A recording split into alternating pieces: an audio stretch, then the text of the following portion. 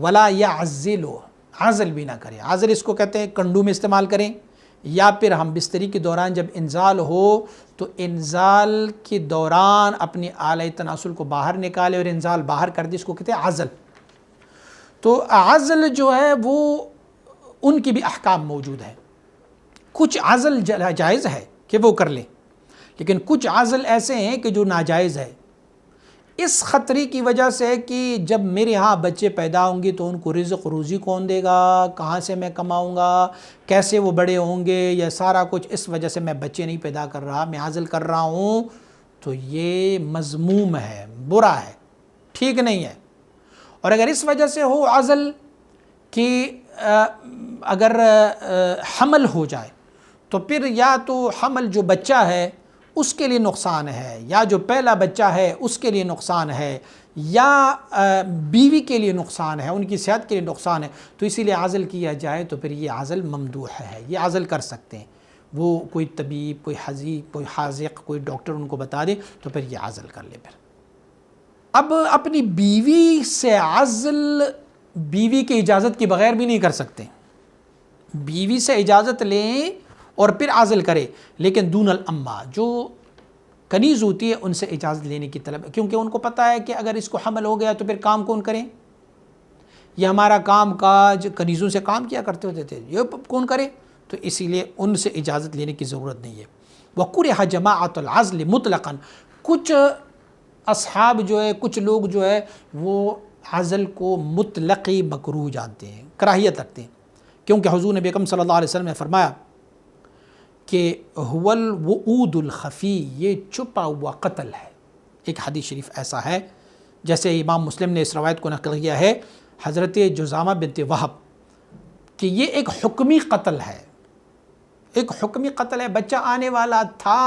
لیکن آپ نے زبردستی اس کو روکا نہیں آیا۔ اور فرمایا گیا ہے کہ یہ عزل ایسے ہیں جیسے ایک بندہ مسجد میں بیٹھ جائے بغیر عبادت کی، اب مجامعات تو کر لی، جو مجامعات سے مقصود ہے اس کو ترک کر لیا، مسجد میں تو بیٹھ گئے لیکن مسجد میں جو بیٹھنے کا مقصد تھا عبادت تھا، عبادت نہیں کہ اور ویسے مسجد میں بیٹھ گئے۔ پھر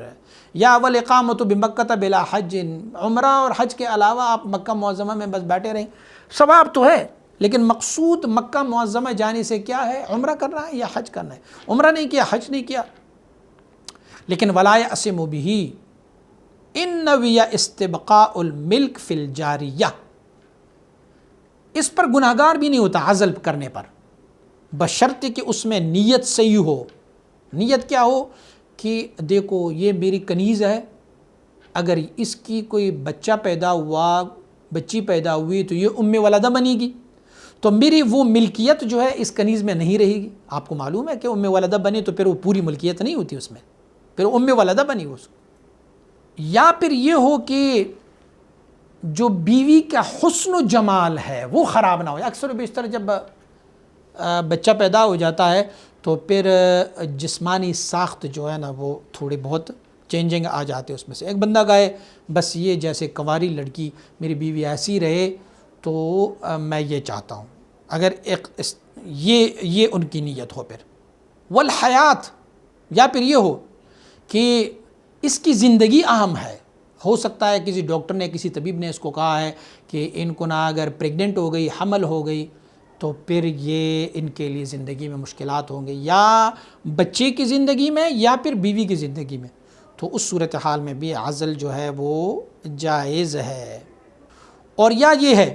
کہ والخوف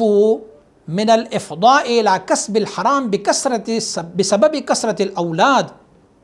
یا پھر عزل اس لیے کرتے ہیں کہ پہلے سے ماشاءاللہ 1 درجن بچے ہیں، اب اگر اور بچے پیدا ہو جائیں گے تو مجھے مجبوراً کوئی حرام کام کرنا پڑے گا، حلال سے تو میں اس کو نہیں سنبھال سکوں گا، تو کوئی حرام کام کرنا ہوگا، تو اس سے اپنے آپ کو بچنے کے لیے یہ کہیں کہ میاں بیوی آپس میں راضی ہو جائیں کہ اب ہم عزل کرتے ہیں تو عزل ہو جائے۔ فَكَانُوا يَعْزِلُونَ وَمَا نَهُوا عَنْهُ، صحابہ کرام بھی عزل فرمایا کرتے ہوتے لیکن نبی علیہ الصلوۃ والسلام نے ان کو اس عزل سے منع نہیں کیا۔ صحیح بخاری اور صحیح مسلم میں حدیث ہے جابر رضی اللہ تعالیٰ عنہ سے، آپ فرماتے ہیں ہم عزل کرتے تھے رسول اللہ صلی اللہ علیہ وسلم کے زمانے میں اور قرآن نازل ہوتا، اور امام مسلم نے اس حدیث میں اور بھی اضافہ فرمایا ہماری یہ بات نبی علیہ الصلوۃ والسلام تک پہنچی کہ یہ صحابہ کرام عزل کرتے ہیں، فلم ینہانا، حضور نے ہمیں منع نہیں فرمایا، حضور نے نہیں فرمایا کہ کیوں عزل کر رہے ہو، بس کیونکہ ان لوگوں کی نیت اس میں صحیح تھی، یہ نیت نہیں تھی کہ ان کو رزق کون دے گا، ان کو زندگی کون دیں گے، یہ اس میں نہیں تھے۔ وفی روایت لمسلم، مسلم نے ایک روایت کی حضرت ابی سعید سے، انہم سألوہ عن العزل فقال لا علیکم الا تفعلوا، فرمایا حضور نبی اکرم صلی اللہ علیہ وسلم نے کوئی باک نہیں، اگر کسی نے کر لیا، نہیں کیا تو نہیں کیا۔ یہ روایت مسلم نے بھی ذکر کیا ہوا ہے۔ فرمایا جابر رضی اللہ عنہ فرماتے ایک بندہ حضور نبی اکرم صلی اللہ علیہ وسلم کے بارگاہ میں حاضر ہوا اور فرمایا کہ میری ایک کنیز ہے اور وہ ہماری خدمت کرتی ہے، ہماری کھیتوں میں بھی جاتی ہے اور آتی جاتی ہے، گھر کا کام بھی کرتی ہے، میں پھر ان کے ساتھ ہم بستری بھی کرتا ہوں،